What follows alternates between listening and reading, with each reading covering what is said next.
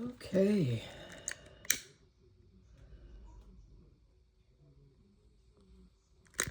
We are here. Thanks for joining me. It is February 11, and we are going to get our scripture reading in. and we are at the point where God has given some context and rules in and around living and what he expects of them, as well as specs for his portable temple, also known as the tabernacle. And now we're going to see how it goes from there. We are reading from the Christian Standard Bible, and we will be reading the book of Exodus, chapters 36, 37, and 38. So let's do this. Bezalel, Aholiab, and all the skilled people are to work based on everything the Lord has commanded. The Lord has given them wisdom and understanding to know how to do all the work of constructing the sanctuary. So Moses summoned Bezalel, Aholiab, and every skilled person in whose heart the Lord had placed wisdom, all whose hearts moved them to come to the work and do it. They took from Moses' presence all the contributions that the Israelites had brought for the task of making the sanctuary. Meanwhile, the people continued to bring free will offerings morning after morning.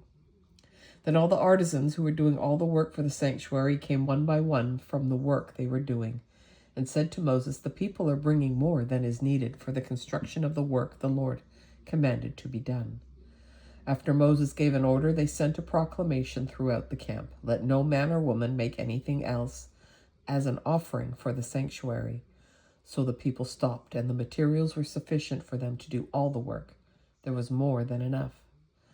All the skilled artisans among those doing the work made the tabernacle with 10 curtains. Bezalel made them of finely spun linen, as well as blue, purple, and scarlet yarn, with a design of cherubim worked into them. Each curtain was 42 feet long and 6 feet wide, and all the curtains had the same measurements. He joined 5 of the curtains to each other, and the other 5 curtains he joined to each other. And he made loops of blue yarn on the edge of the last curtain in the first set, and did the same on the edge of the outermost curtain in the second set. And he made 50 loops on the one curtain and 50 loops on the edge of the curtain in the second set, so that the loops lined up with each other. He also made 50 gold clasps and joined the curtains to each other, so that the tabernacle became a single unit. He made curtains of goat hair for a tent over the tabernacle, and he made 11 of them. Each curtain was 45 feet long and 6 feet wide. All 11 curtains had the same measurements. And he joined 5 of the curtains together and the other 6 together, and he made 50 loops on the edge of the outermost curtain in the first set and 50 loops on the edge of the outermost curtain in the second set. He made 50 bronze clasps to join the tent together as a single unit. He also made a covering for the tent from ram skins dyed red, and a covering of fine leather on top of it. He made upright supports of acacia wood for the tabernacle, and each support was 15 feet long and 27 inches wide. And each support had 2 tenons for joining to one another, and he did the same for all the supports of the tabernacle. He made supports for the tabernacle as follows. He made 20 for the south side, and he made 40 silver bases to put under the 20 supports. 2 bases under the first support for its 2 tenons, and 2 bases under each of the following supports for their 2 tenons. For the second side of the tabernacle, the north side, he made 20 supports with their 40 silver bases, 2 bases under the first support, and 2 bases under each of the following ones. And for the back of the tabernacle on the west side, he made 6 supports. He also made 2 additional supports for the 2 back corners of the tabernacle. They were paired at the bottom and joined together at the top in a single ring. This is what he did with both of them for the 2 corners. So there were 8 supports with their 16 silver bases, 2 bases under each one.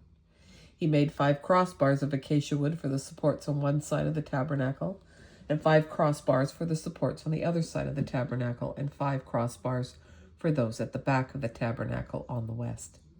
He made the central crossbar run through the middle of the supports from one end to the other, and he overlaid them with gold and made their rings out of gold as holders for the crossbars. He also overlaid the crossbars with gold. Then he made the curtain with blue, purple, scarlet yarn and finely spun linen, and he made it with a design of cherubim worked into it. He made 4 pillars of acacia wood for it and overlaid them with gold. Their hooks were of gold, and he cast 4 silver bases for the pillars. He made a screen embroidered with blue, purple, and scarlet yarn and finely spun linen for the entrance to the tent, together with its 5 pillars and their hooks, and he overlaid the tops of the pillars and their bands with gold, but their 5 bases were bronze. Bezalel made the ark of acacia wood, 45 inches long, 27 inches wide, and 27 inches high. He overlaid it with pure gold inside and out and made a gold molding all around it. He cast 4 gold rings for it, for its 4 feet, 2 rings on one side and 2 rings on the other side. He made poles of acacia wood and overlaid them with gold, and he inserted the poles into the rings on the sides of the ark for carrying the ark. He made a mercy seat of pure gold, 45 inches long and 27 inches wide. He made 2 cherubim of gold, and he made them of hammered work at the 2 ends of the mercy seat, 1 cherub at one end and 1 cherub at the other end. At each end he made a cherub of one piece with the mercy seat. They had wings spread out. They faced each other and covered the mercy seat with their wings. The faces of the cherubim were looking toward the mercy seat. He constructed the table of acacia wood, 36 inches long, 18 inches wide, and 27 inches high. He overlaid it with pure gold and made a gold molding all around it. He made a 3-inch frame all around it and made a gold molding all around its frame. He cast 4 gold rings for it and attached the rings to the 4 corners at its 4 legs. The rings were next to the frame as holders for the poles to carry the table. And he made the poles for carrying the table from acacia wood and overlaid them with gold. He also made the utensils that would be on the table out of pure gold, its plates and cups, as well as its bowls and pitchers for pouring drink offerings. Then he made the lampstand out of pure hammered gold. He made it all of one piece, its base and shaft, its ornamental cups and its buds and petals. 6 branches extended from its sides, 3 branches of the lampstand from one side and 3 branches of the lampstand on the other side. There were 3 cups shaped like almond blossoms, each with a bud and petals on one branch, and 3 cups shaped like almond blossoms, each with a bud and petals on the next branch. It was this way for the 6 branches that extended from the lampstand. There were 4 cups shaped like almond blossoms on the lampstand shaft, along with its buds and petals. For the 6 branches that extended from it, a bud was under the first pair of branches from it, a bud under the second pair of branches from it, and a bud under the third pair of branches from it. Their buds and branches were of one piece with it, and all of it was a single piece of hammered pure gold. He also made it 7 lamps, snuffers, and fire pans of pure gold. He made it all and its utensils of 75 pounds of pure gold. I wonder how long all this stuff took. Seriously. He made the altar of incense out of acacia wood. It was square, 18 inches long and 18 inches wide. It was 36 inches high. Its horns were of one piece with it. He overlaid it, its top, all around its edges and its horns with pure gold. Then he made a gold molding all around it. He made 2 gold rings for it under the molding on 2 of its sides, and he put these on opposite sides of it to be holders for the poles to carry it with. He made the poles of acacia wood and overlaid them with gold. He also made the holy anointing oil and the pure, fragrant, and expertly blended incense. Bezalel constructed the altar of burnt offering from acacia wood. It was square, 7.5 feet long and 7.5 feet wide, and it was 4.5 feet high. He made horns for it on its 4 corners, and the horns were of one piece with it, and then he overlaid it with bronze. He made all the altar's utensils, the pots, shovels, basins, meat forks, and fire pans. He made all its utensils of bronze, and he constructed for the altar a grate of bronze mesh under its ledge, halfway up from the bottom. He cast 4 rings at the 4 corners of the bronze grate as holders for the poles, and he made the poles of acacia wood and overlaid them with bronze. Then he inserted the poles into the rings on the sides of the altar in order to carry it with them. And he constructed the altar with boards so that it was hollow. He made the bronze basin and its stand from the bronze mirrors of the women who served at the entrance to the tent of meeting. Then he made the courtyard. The hangings on the south side of the courtyard were a finely spun linen, 150 feet long, including their 20 posts, their 20 bronze bases with silver hooks and silver bands for the posts. The hangings on the north side were also 150 feet long, including their 20 posts and 20 bronze bases.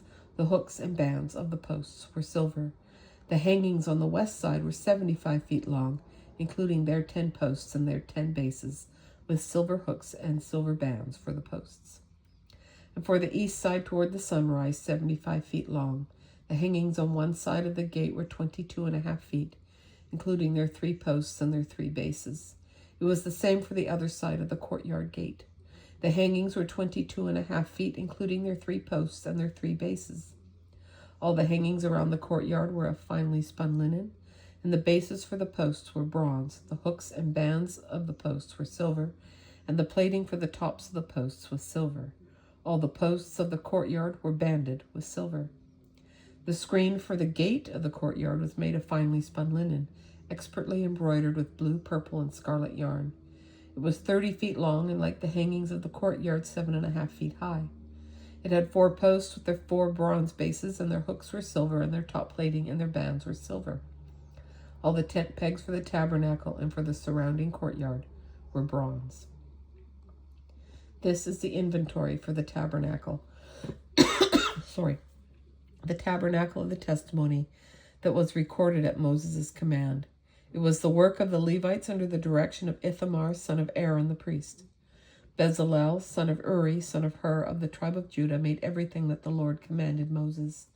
With him was Aholiab, son of Ahisamach, of the tribe of Dan, a gem cutter, a designer, an embroiderer, with blue, purple, and scarlet yarn and fine linen. All the gold of the presentation offering that was used for the project in all the work of the sanctuary was 2,193 pounds, according to the sanctuary shekel. The silver from those of the community who were registered was 7,544 pounds, according to the sanctuary shekel. 1/5 of an ounce per man, that is, half a shekel, according to the sanctuary shekel, from everyone 20 years old or more who had crossed over to the registered group. 603,550 men. There were 7,500 pounds of silver to use to cast the bases of the sanctuary and the bases of the curtain, 100 bases from 7,500 pounds, 75 pounds for each base.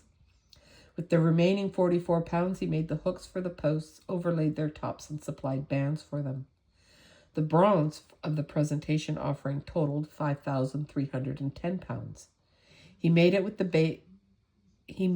it the bases for the entrance to the tent of meeting, the bronze altar and its bronze grate, all the utensils for the altar, the bases for the surrounding courtyard, the bases for the gate of the courtyard, all the tent pegs for the tabernacle, and all the tent pegs for the surrounding courtyard. And that was very specific. But we are done. That is our reading for today. Thanks for hanging with me, and I hope I'll see you again tomorrow. Take care, and bye for now.